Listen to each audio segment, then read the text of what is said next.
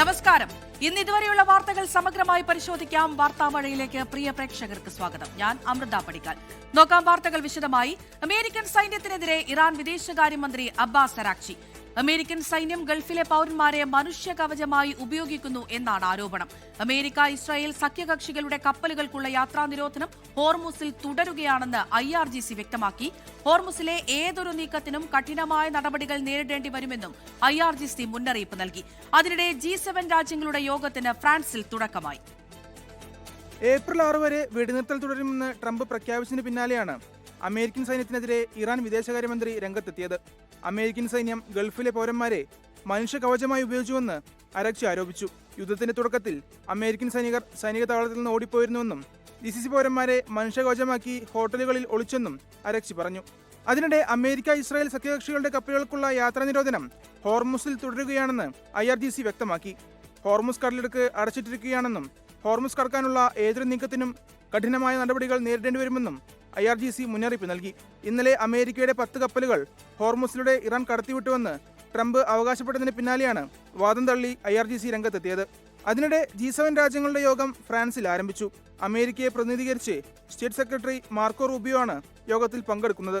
അതേസമയം America Iran മധ്യസ്ഥ ശ്രമങ്ങളെക്കുറിച്ച് Pak Chinese വിദേശകാര്യമന്ത്രിമാർ ചർച്ച നടത്തി. സമാധാന ചർച്ചകൾ വേഗത്തിലാക്കണമെന്നാണ് വിഷയത്തിൽ ചൈനയുടെ നിലപാട്. International desk 24. പശ്ചിമേഷ്യൻ സംഘർഷങ്ങളെ തുടർന്നുള്ള പ്രതിസന്ധികളെ മറികടക്കാൻ ഒറ്റക്കെട്ടായി മുന്നോട്ടു പോകണമെന്ന് പ്രധാനമന്ത്രി നരേന്ദ്രമോദി.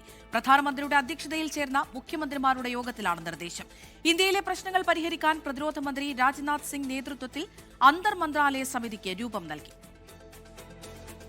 വിലക്കയറ്റവും ചരക്ക് നീക്കവും ഇന്ധന വിതരണവും ഉൾപ്പെടെ സംസ്ഥാനങ്ങൾ വിവിധ ആശങ്കകൾ പ്രധാനമന്ത്രി നരേന്ദ്രമോദിയുമായി പങ്കുവച്ചു. ആഘാതത്തെ തരണം ചെയ്യാൻ സംസ്ഥാനങ്ങളുടെ തയ്യാറെടുപ്പുകളും ഭാവി ആസൂത്രണവും പ്രധാനമന്ത്രി വിലയിരുത്തി. ടീം ഇന്ത്യ എന്ന സന്ദേശമാണ് മോദി ആവർത്തിച്ചത്. കേന്ദ്ര തീരുമാനങ്ങൾ നടപ്പിലാക്കാനുള്ള നിർദ്ദേശങ്ങൾ പ്രധാനമന്ത്രി സംസ്ഥാനങ്ങൾക്ക് നൽകി. ആഭ്യന്തരമന്ത്രി അമിത്ഷാ, പ്രതിരോധ മന്ത്രി രാജ്നാഥ് സിംഗ്, വിദേശകാര്യ സെക്രട്ടറി വിക്രം മിശ്രി തുടങ്ങിയവരും ചർച്ചയിൽ പങ്കെടുത്തു. തിരഞ്ഞെടുപ്പ് പ്രഖ്യാപിച്ച സംസ്ഥാനങ്ങളിലെ ചീഫ് സെക്രട്ടറിമാരെ പങ്കെടുപ്പിച്ച് മറ്റൊരു യോഗവും കേന്ദ്രം നടത്തും. പശ്ചിമേഷ്യൻ സംഘർഷത്തിന്റെ ഇന്ത്യയിലെ ആഘാതങ്ങൾ കുറയ്ക്കാനായി കേന്ദ്രം രൂപീകരിച്ച അന്തർ മന്ത്രാലയ സമിതിയിൽ അമിത്ഷാ, നിർമ്മല സീതാരാമൻ തുടങ്ങി പ്രധാനപ്പെട്ട മന്ത്രിമാരെല്ലാവരുമുണ്ട്. പ്രശ്നങ്ങൾ പഠിച്ച് സമിതി ശുപാർശകൾ സമർപ്പിക്കുകയും നിർദ്ദേശങ്ങൾ പുറപ്പെടുവിക്കുകയും ചെയ്യും. അതേസമയം പൊതുമേഖല എണ്ണ കമ്പനികൾ ഇന്ധനവില വർദ്ധിപ്പിക്കാതിരിക്കാൻ പ്രത്യേക അധിക എക്സൈസ് തീരുവ കേന്ദ്രം വെട്ടിക്കുറയ്ക്കുകയും ചെയ്തു. 24 ഡൽഹി.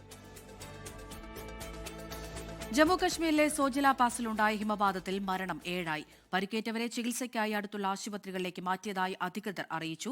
ജമ്മുകശ്മീരിലെ ശ്രീനഗറിൽ നിന്ന് കാർഗിലിലേക്ക് പോവുകയായിരുന്ന വാഹനങ്ങളാണ് അപകടത്തിൽപ്പെട്ടത്. കനത്ത മഞ്ഞുവീഴ്ചയെ തുടർന്ന് ശ്രീനഗർ ലേ ദേശീയപാതയിൽ ഗതാഗത തടസ്സം നേരിടുന്നു. ടെലിവിഷൻ റേറ്റിംഗിൽ കൃത്രിമം തടയാൻ പുതിയ പരിഷ്കാരങ്ങളുമായി കേന്ദ്ര സർക്കാർ. ലാൻഡിംഗ് പേജ് വഴിയുള്ള വ്യൂവർഷിപ്പ് ഇനി മുതൽ റേറ്റിംഗിൽ കണക്കാക്കില്ല. റേറ്റിംഗ് ഏജൻസികൾ തുടങ്ങുന്നതിനുള്ള സാമ്പത്തിക നിബന്ധനകളിലും സർക്കാർ ഇളവ് വരുത്തി. ടെലിവിഷൻ റേറ്റിംഗിലെ സുതാര്യതയും വിശ്വാസ്യതയും ഉറപ്പുവരുത്താനാണ് കേന്ദ്ര വാർത്താവിതരണ മന്ത്രാലയത്തിന്റെ നടപടി. ലാൻഡിംഗ് പേജുകൾ മാർക്കറ്റിംഗ് ടൂൾ മാത്രമായി കേന്ദ്രം പരിമിതപ്പെടുത്തി. ലാൻഡിംഗ് പേജ് വഴിയുള്ള വ്യൂവർഷിപ്പ് ഇനി മുതൽ റേറ്റിംഗിൽ കണക്കാക്കില്ലെന്നും വാർത്താവിതരണ മന്ത്രാലയം അറിയിച്ചു. റേറ്റിംഗിന്റെ വിശ്വാസ്യത കൂട്ടുന്നതിനായി വിവരങ്ങൾ ശേഖരിക്കുന്ന വീടുകളുടെ എണ്ണം കൂട്ടും. മാധ്യമരംഗത്തെ നിക്ഷേപകർക്കും പരസ്യദാതാക്കൾക്കും പ്രേക്ഷകർക്കും തീരുമാനം ഗുണം ചെയ്യുമെന്നും കേന്ദ്രം അറിയിച്ചു. നേരത്തെ മാർക്ക് റേറ്റിംഗിൽ കൃത്രിമം കാണിക്കുന്നതടക്കം ചൂണ്ടിക്കാട്ടി നിരവധി പരാതികളാണ് കേന്ദ്ര സർക്കാരിന് ലഭിച്ചത്. ഇതിനു പുറമെ റേറ്റിംഗ് ഏജൻസികൾ തുടങ്ങുന്നതിനുള്ള സാമ്പത്തിക നിബന്ധനകളിലും കേന്ദ്ര സർക്കാർ മാറ്റം വരുത്തിയിട്ടുണ്ട്. മൊത്തം ആസ്തി 20 കോടി രൂപ വേണമെന്ന നിബന്ധന കേന്ദ്രം 5 കോടിയായി കുറച്ചു. കൂടുതൽ ഏജൻസികൾ രംഗത്ത് വരുന്നതിനും മത്സരം കൂടുതൽ ശക്തമാക്കാനുമാണ് തീരുമാനം. 24 ഡൽഹി. പത്തനംതിട്ട കൊടുമണ്ണിൽ ഇരട്ട കുട്ടികൾക്ക് തെരുവുനായയുടെ കടിയേറ്റു. LKG വിദ്യാർത്ഥികളായ കുട്ടികളെയാണ് നായ ആക്രമിച്ചത്. ഷിജോ കുര്യൻ പത്തനംതിട്ടയിൽ നിന്ന് വിവരങ്ങൾ നൽകും. ഷിജോ, എപ്പോഴാണ് തെരുവുനായയുടെ ആക്രമണം ഉണ്ടായത്? കുട്ടികളുടെ പരിക്ക് ഗുരുതരമാണോ? അമൃത, അത്യന്തം ദാരുണമായിട്ടുള്ള ഒരു സംഭവമാണ് പത്തനംതിട്ട കൊടുമണ്ണിൽ ഉണ്ടായിട്ടുള്ളത്. ട്യൂഷൻ കഴിഞ്ഞ് മടങ്ങി വരികയായിരുന്ന ഇരട്ട കുട്ടികളായിട്ടുള്ള വിവേകി ഇവർക്ക് രണ്ടുപേർക്കുമാണ് തെരുവുനായയുടെ കടിയേറ്റത്. LKG വിദ്യാർത്ഥികളാണ്. ട്യൂഷൻ കഴിഞ്ഞ് പുറത്തേക്ക് ഇറങ്ങിയപ്പോൾ തന്നെ തെരുവുനായ ആക്രമിക്കുകയായിരുന്നു. കുട്ടികളുടെ മുഖത്തും കൈക്കുമൊക്കെ സാരമായിട്ട് പരിക്കേറ്റിട്ടുണ്ട്. ഉടൻ തന്നെ അടുത്തുള്ള ആശുപത്രിയിൽ പ്രാഥമികമായിട്ടുള്ള ചികിത്സ നൽകി പിന്നീട് കോട്ടയം മെഡിക്കൽ കോളേജിലേക്ക് മാറ്റുകയാണ് ചെയ്തത്.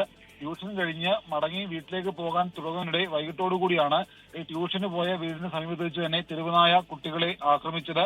കുട്ടികളുടെ മുഖത്ത് നല്ല മുറിവുണ്ട്, അതുപോലെ തന്നെ കൈക്കും പരിക്കേറ്റുണ്ട്.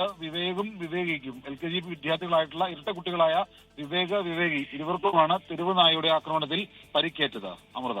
ശരി, ഷിജോ കുര്യനാണ് വിവരങ്ങൾ നൽകിയത്. നിയമസഭാ തെരഞ്ഞെടുപ്പ് വാർത്തകളിലേക്കാണ്. കൊട്ടിക്കയറുന്ന തെരഞ്ഞെടുപ്പ് ആവേശം. മൈജി ഫ്യൂച്ചർ വോട്ടുത്സവം സമർപ്പിക്കുന്നത് മൈജിയാണ് ഫ്യൂച്ചർ. കോ സ്പോൺസേഡ് ബൈ ആഘോഷങ്ങൾ നടക്കട്ടെ. വോക്കരു പ്ലസ് കല്യാൺ ഹോംസ്.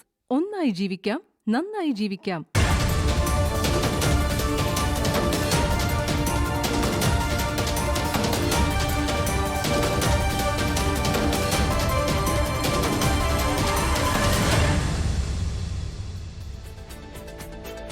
നേമത്ത് തെരഞ്ഞെടുപ്പിന് നിയോഗിച്ചിരിക്കുന്ന ഉദ്യോഗസ്ഥർ തൊഴിൽ വകുപ്പിൽ നിന്ന് എന്ന പരാതിയുമായി BJP.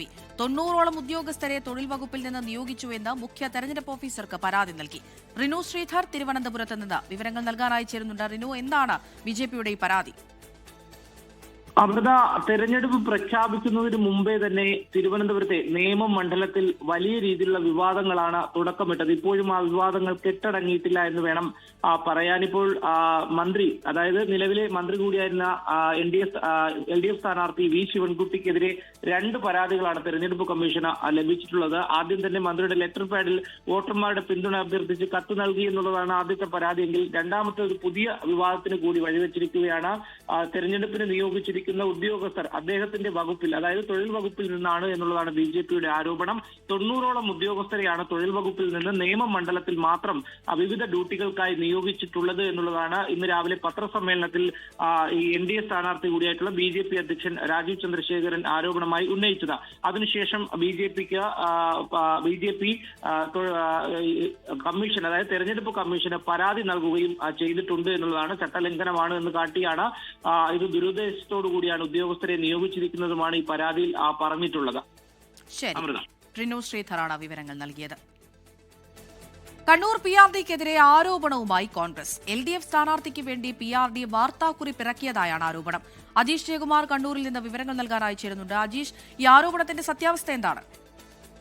അമൃത, ഈ അഴീക്കോട് മണ്ഡലം LDF സ്ഥാനാർത്ഥി KV സുമേഷിനെതിരെ വ്യക്തിഹത്യ നടത്തുന്നതും അപകീർത്തിപ്പെടുത്തുന്നതുമായ തെരുവ് പ്രസംഗങ്ങൾ UDF മുന്നണി നടത്തുന്നതായിട്ടാണ് ജില്ലാ തെരഞ്ഞെടുപ്പ് ഓഫീസറായ ജില്ലാ കളക്ടർക്ക് LDFന്റെ മണ്ഡലം സെക്രട്ടറി M പ്രകാശൻ മാസ്റ്റർ പരാതി നൽകിയത്. ഈ പരാതിയുടെ പകർപ്പ് അതേപടിയാണ് PRD അവരുടെ ഔദ്യോഗിക ഗ്രൂപ്പിൽ വാർത്താക്കുറിപ്പായിട്ട് ഇറക്കിയിട്ടുള്ളത്. ഇതിനെതിരെയാണ് കണ്ണൂരിലെ കോൺഗ്രസ് നേതൃത്വം ഇപ്പോൾ രംഗത്ത് വന്നിട്ടുള്ളത്. ആരെങ്കിലും ഒരാൾ പരാതി നൽകിയാൽ അത് സർക്കാരിന്റെ ഔദ്യോഗിക ഗ്രൂപ്പിൽ വാർത്താക്കുറിപ്പായി ഇറക്കുമോ എന്നുള്ളതാണ് കോൺഗ്രസിന്റെ ചോദ്യം. അത് സർക്കാരിന്റെ വാർത്താക്കുറിപ്പുകൾ ഇറക്കേണ്ട പബ്ലിക് റിലേഷൻസ് ഡിപ്പാർട്ട്മെന്റ് LDF സ്ഥാനാർത്ഥിയുടെ വാർത്താക്കുറിപ്പ് ഇറക്കിയത് ഗുരുതരമായ ചട്ടലംഘനമാണെന്നാണ് DCC പ്രസിഡന്റ് ആരോപിക്കുന്നത്. അഴീക്കോട് LDF മണ്ഡലം കമ്മിറ്റിയുടെ ഭാരവാഹി നൽകിയ പരാതിയുടെ അടിസ്ഥാനത്തിലാണ് ഇത്തരത്തിലൊരു നടപടി PRD നടത്തിയത് എന്നാണ് അവരുടെ ആരോപണം.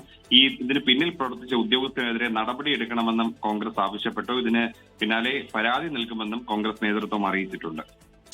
അജീഷ് ജയകുമാറാണ് വിവരങ്ങൾ നൽകിയത്. 24 ഇലക്ഷൻ ബ്രേക്കിംഗ്. ശബരിമല സ്വർണ്ണക്കൊള്ളയിലെ ധാർമ്മിക ഉത്തരവാദിത്വം സംബന്ധിച്ച് മുൻ ദേവസ്വം മന്ത്രി കടകംപള്ളി സുരേന്ദ്രന്റെ പ്രതികരണം ചർച്ചയാക്കി UDFും BJPയും. മന്ത്രി എന്ന നിലയിൽ ധാർമ്മിക ഉത്തരവാദിത്വം ഉണ്ടോ എന്ന് ചോദിച്ചാൽ ഇല്ല എന്ന് പറയാനാകില്ല എന്നായിരുന്നു 24ന്റെ ഗ്രൗണ്ട് സീറോയിൽ കടകംപള്ളി സുരേന്ദ്രന്റെ പ്രതികരണം.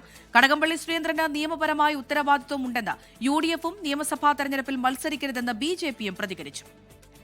ശബരിമല സ്വർണ്ണക്കൊള്ള ആരോപണം ഉയർന്ന ശേഷം ഇതാദ്യമായാണ് ധാർമ്മിക ഉത്തരവാദിത്വം ഏറ്റെടുക്കുന്നെന്ന വിധത്തിൽ മുൻ ദേവസ്വം മന്ത്രി കടകംപള്ളി സുരേന്ദ്രന്റെ പ്രതികരണം. ദേവസ്വം മന്ത്രിക്ക് ധാർമ്മികമായിട്ടൊരു ഉത്തരവാദിത്വം ഉണ്ടോ എന്ന് ചോദിച്ചാൽ നിശ്ചയമായിട്ടും ഞാൻ പറയും. ഞാൻ ആ കാലത്ത് മന്ത്രിയായിരുന്നു. അതിനു മുമ്പുള്ള മന്ത്രിമാരുടെ കാലത്തും അത് നടന്നിട്ടുണ്ട്, അതിനുശേഷവും നടന്നിട്ടുണ്ട്. അപ്പോൾ ധാർമ്മികത എന്ന് പറയുന്ന ഒരു പ്രശ്നം നമ്മൾ ഉയർത്തുകയാണെങ്കിൽ ആ പ്രശ്നത്തിൽ ശരിയെന്ന് പറയാം. താൻ മന്ത്രിയായിരുന്ന കാലത്ത് മാത്രമല്ല ഇത്തരം പ്രശ്നങ്ങളെന്നും കടകംപള്ളി സുരേന്ദ്രൻ. കടകംപള്ളി സുരേന്ദ്രനെതിരെ കഴക്കൂട്ടം മണ്ഡലത്തിലെ UDF NDA സ്ഥാനാർത്ഥികൾ രംഗത്ത്. ധാർമ്മിക ഉത്തരവാദിത്വം ഉള്ളതുകൊണ്ട് നിയമപരമായ ഉത്തരവാദിത്വം അവിടെ ഇല്ലേ?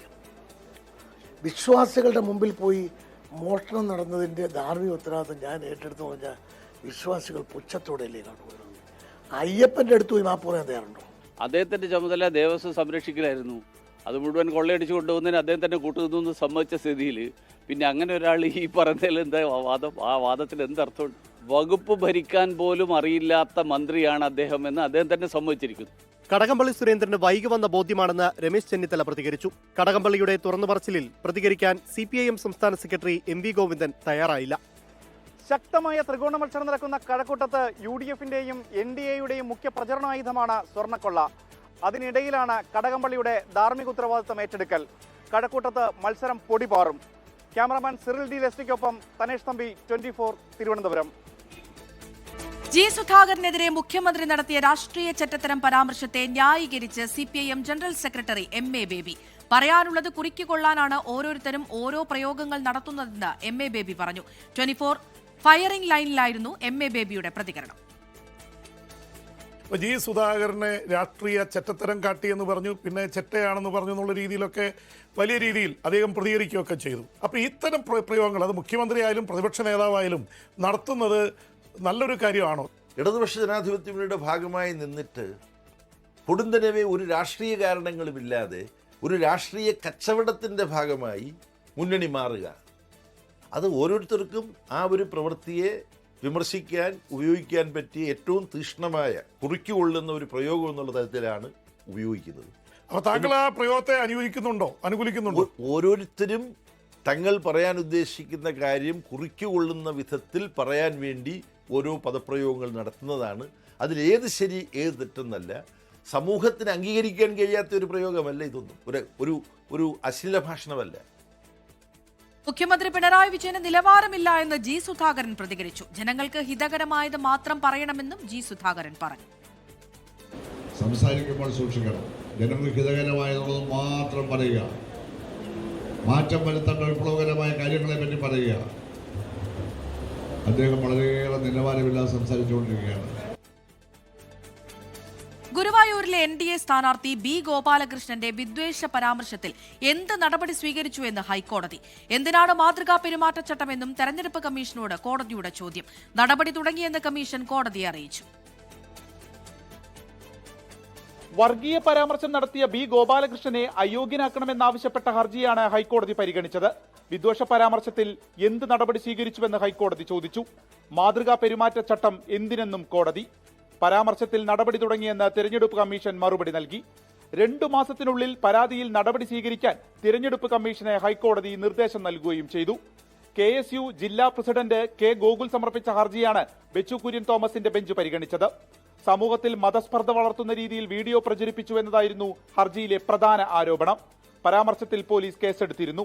എന്നാൽ കോടതിയുടെ പരിഗണനയിലിരിക്കുന്നതുകൊണ്ട് തന്നെ തിരഞ്ഞെടുപ്പിൽ മത്സരിക്കുന്നതിന് തടസ്സമില്ല. ഹർജി ഹൈക്കോടതി തീർപ്പാക്കി. 24 കൊച്ചി. ആഗോള ആഭരണ റീറ്റെയിൽ രംഗത്തെ പ്രമുഖരായ ജോയ് ആലുക്കാസ് ഗ്രൂപ്പ് തങ്ങളുടെ വളർച്ചയിൽ 2 പതിറ്റാണ്ട് കാലം സന്തത സഹചാരികളായിരുന്ന ജീവനക്കാരെ ആദരിച്ചു. തൃശൂരിൽ സംഘടിപ്പിച്ച ജ്വൽസ് ഓഫ് ജോയ് ചടങ്ങിലാണ് 20 വർഷത്തിലധികം സേവനമനുഷ്ഠിച്ച 222 ജീവനക്കാരെ ആദരിച്ചത്. ജോയ് ആലുക്കാസ് ഗ്രൂപ്പ് MDയും ചെയർമാനുമായ ജോയ് ആലുക്കാസ് പരിപാടി ഉദ്ഘാടനം ചെയ്തു. വളർച്ചയുടെ ഓരോ ഘട്ടങ്ങളിലും നിർണായക സംഭാവനകളും സേവനങ്ങളും നൽകിയ ജീവനക്കാരോടുള്ള നന്ദി സൂചകമായാണ് പരിപാടി സംഘടിപ്പിച്ചതെന്ന് ജോയ് ആലുക്കാസ് പറഞ്ഞു. 20 വർഷത്തിന് മേളിൽ വർക്ക് ചെയ്യുന്ന, ഇന്ത്യയിലും ഗൾഫിലും കൂടിയിട്ട് ഇന്ത്യയിൽ 231 ആളും ഗൾഫിൽ 135 ആളും വർക്ക് ചെയ്യുന്നുണ്ട്. അവരൊരു ഫങ്ഷൻ, അവരൊരു ഗെറ്റ് ടുഗദർ, ഒരു റെക്കഗ്നേഷൻ, അങ്ങനെ അവരുടെ ഫാമിലിയായിട്ടൊരു ഒത്തുകൂടൽ ഫങ്ഷനാണെന്ന്. കോൺഗ്രസ് പുറത്താക്കിയതിന് പിന്നാലെ വൈകാരിക പ്രതികരണവുമായി തളിപ്പറമ്പിലെ UDF വിമത സ്ഥാനാർത്ഥി കൊയ്യം ജനാർദ്ദനൻ.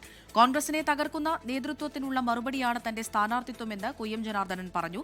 തന്റെ ബാങ്ക് അക്കൌണ്ടിലെ ബാലൻസ് 304 രൂപ മാത്രമാണെന്നും മകൾ അയച്ചുതന്ന തുക കൊണ്ടാണ് പത്രിക സമർപ്പിച്ചതെന്നും കൊയ്യം ജനാർദ്ദനൻ പറഞ്ഞു. CPIM വിട്ട് പുറത്തുവന്ന TK ഗോവിന്ദനെ തളിപ്പറമ്പിൽ UDF പിന്തുണച്ചതോടെയാണ് KPCC അംഗമായ കൊയ്യം ജനാർദ്ദൻ വിമതനായി മത്സരിക്കാൻ തീരുമാനിച്ചത്. സണ്ണി ജോസഫ്, KC വേണുഗോപാൽ എന്നിവർ അവസാന ദിവസവും ശ്രമിച്ചെങ്കിലും അനുനയത്തിന് വഴങ്ങാത്തതോടെ പാർട്ടി നടപടിയെടുത്തു. നടപടിക്ക് പിന്നാലെ നേതൃത്വത്തിനെതിരെ അതിവൈകാരിക പ്രകടനമാണ് ജനാർദ്ദനൻ നടത്തിയത്. എനിക്ക് നോമിനേഷൻ കൊടുക്കാൻ കാശുണ്ടായിട്ടില്ല. എൻ്റെ മകള് അയച്ചു തന്ന പൈസ കൊടുത്താണ് ഞാൻ നോമിനേഷൻ കൊടുത്തത്. CPIMലെ അസംതൃപ്തരെ കൂടി കണ്ണുവച്ചാണ് UDF TK ഗോവിന്ദനെ പിന്തുണച്ചതെങ്കിലും പാർട്ടിക്കകത്തുള്ള എതിർപ്പുകൾ തെരഞ്ഞെടുപ്പിനെ ബാധിക്കുമോ എന്നാണ് നേതൃത്വത്തിന്റെ ആശങ്ക. 24 കണ്ണൂർ. ഈ റിപ്പോർട്ടോടെ വാർത്താമഴ പൂർണ്ണമാവുകയാണ്. നമസ്കാരം.